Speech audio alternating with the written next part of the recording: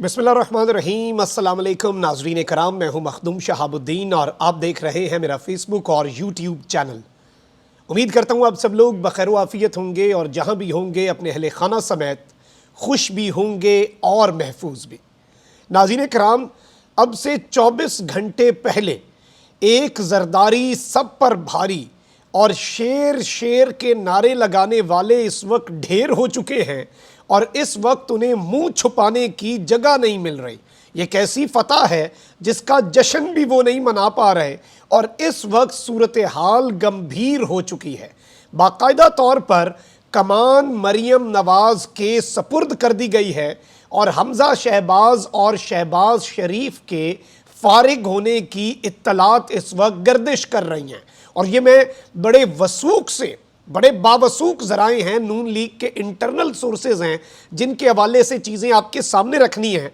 और नवाज शरीफ ने अपनी सियासी ज़िंदगी का बहुत बड़ा जुआ खेला है, बहुत बड़ा धमाका कर डाला है। और एक जानिब तो जरदारी जिसने चौधरी बरादरान का दिहाइयों पर मुश्तमिल इत्तेहाद ख़त्म कर दिया, कहीं वो जरदारी इनडायरेक्टली शरीफ बरादरान का इत्तेहाद भी ख़त्म कर चुका है। ये एक बड़ा अहम सवाल है, क्योंकि मरियम ने आते ही अदलिया से ऐलाने जंग शुरू कर दिया हुआ है और इस वक्त जो सूरत हाल बन चुकी है, इदारों पर और अदलिया पर खुलकर अटैक्स हो रहे हैं और अब जारहाना पॉलिसी अपनाई जाएगी, अब यू टर्न लिया जाएगा, अब वापस वोट को इज्जत दो और सिविलियन सुपरमेसी के बयानिए के ऊपर जंप लगाने की कोशिश की जाएगी। लेकिन अवाम इस पर भी पहरा देने वाली है। लेकिन कुछ बड़ी अहम तरीन डेवलपमेंट्स हैं लिबर्टी चौक, जहां पर जब भी कोई मामला होता है पाकिस्तान तहरीक इंसाफ के लोग पहुंचते हैं।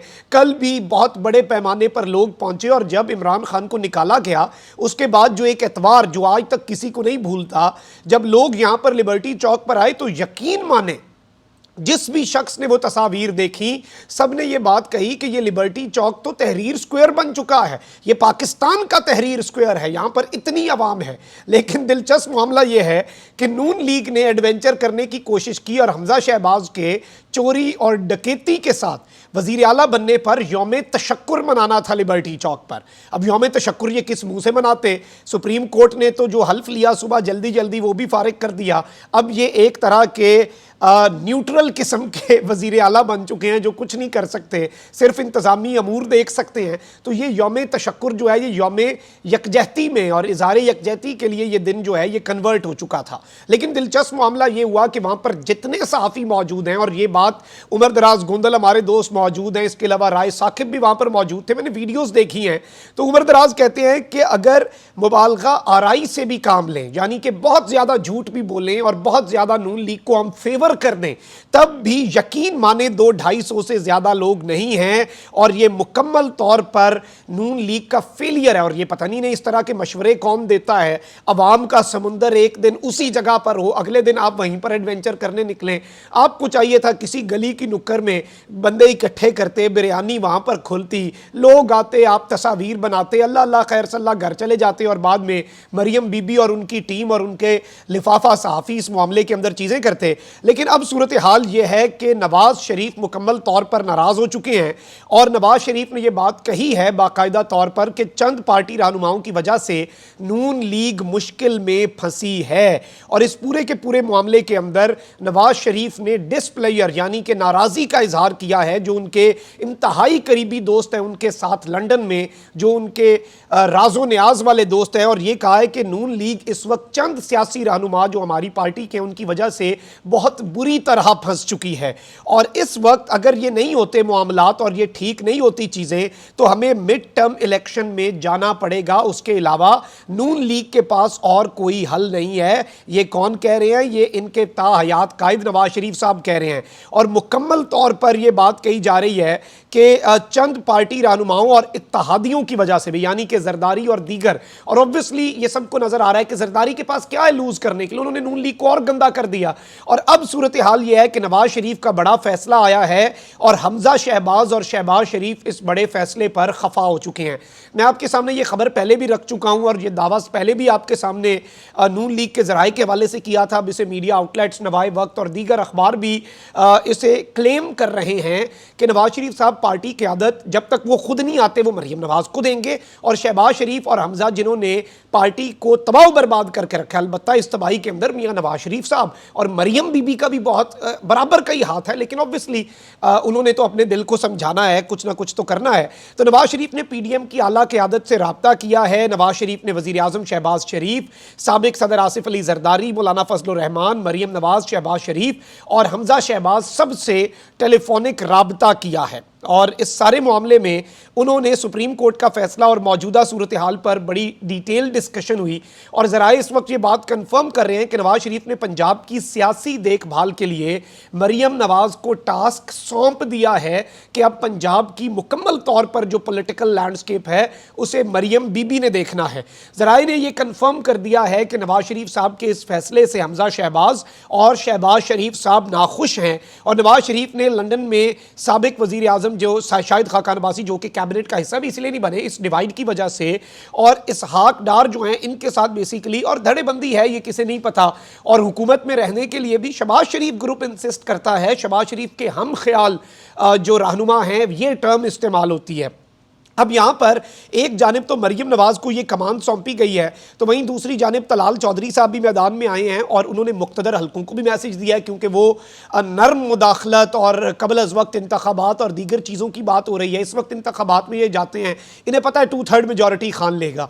ओ भाई 1/3 तो सीटें आपके पास आ सकती हैं ना, लेकिन अगर आपने मजीद डिले किया शायद वो भी ना आए। जो आप लोग जिस तरह से सेल्फ डिस्ट्रक्शन मोड पे हैं और जिस तरह से शहबाज स्पीड के साथ मुल्क तबाह हो रहा है, तो तलाल चौधरी साहब ने कहा है कि सियासी जमातें कोई ऐसा इलेक्शन नहीं लड़ेंगी जिसमें उन्हें धकेला जाता है, और इमरान खान के हवाले से कहा कि उनके हवाले से डुअल स्टैंडर्ड्स हैं और तमाम तर चीज़ें। अच्छा, अब अदलिया के ऊपर सोशल मीडिया पर मरियम नवाज साहिबा ने एक ट्वीट किया जिसके बाद एक इंतहाई घटिया ट्रेंड चल पड़ा है, इदारों के ऊपर हमला हो चुका है।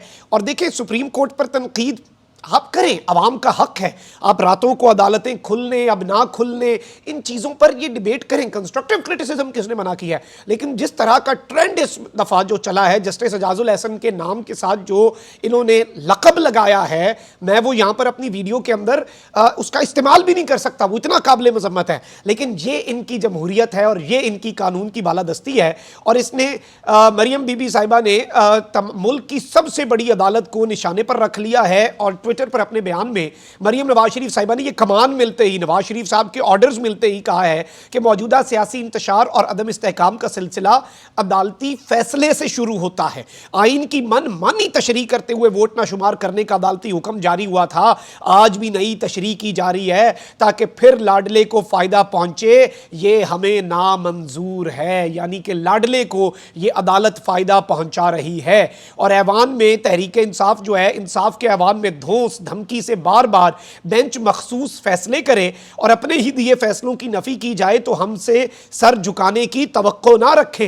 ये बिल्कुल उसी तरह की टोन है जब इन्होंने हमला किया था अदालतों पर, और वही बाप की जो रविश है उसे बरकरार रखते हुए और इन्होंने ये बात कही है कि सारा वजन एक पलड़े में डाला जाए तो सर झुकाने की तवक्को हमसे ना रखी जाए, नामंजूर का नारा इन्होंने लगा दिया है। और हम यकतरफा वन साइडेड डिसीजंस जो है पाकिस्तान की अदलिया के, उसके सामने किसी भी सूरत हम सर नहीं झुकाएंगे, ये कहना है मोहतरमा मरियम नवाज शरीफ साहिबा का। तो आप अंदाजा कर लें कि इस वक्त ये किस तरह की स्ट्रैटेजी पर जाएंगे। ये anti establishment rhetoric Talal Chaudhry को भी लॉन्च कर दिया गया, इससे पहले जावेद लतीफ़ ने यह बात कही और साद रफ़ीक की प्रेस कॉन्फ्रेंस, ये सारी चीज़ें पाइलअप होती जा रही हैं और ये माहौल बनाया जा रहा है मुक़्तदर हलकों को, अदालतों को प्रेशराइज़ करने के लिए।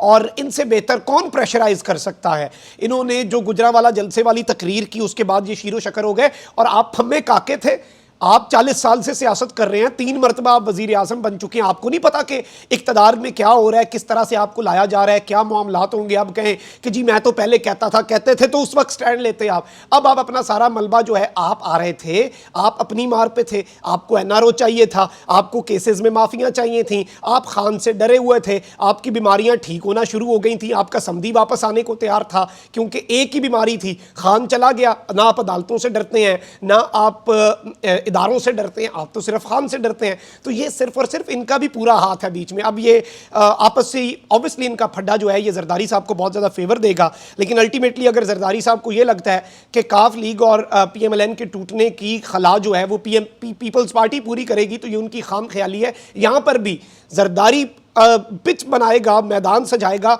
और कप्तान आके इनिंग्स खेलेगा। ये मेरे अल्फाज कहीं लिख के रख लें। अपना बहुत ख्याल रखें। अल्लाह निगहबान। पाकिस्तान जिंदाबाद।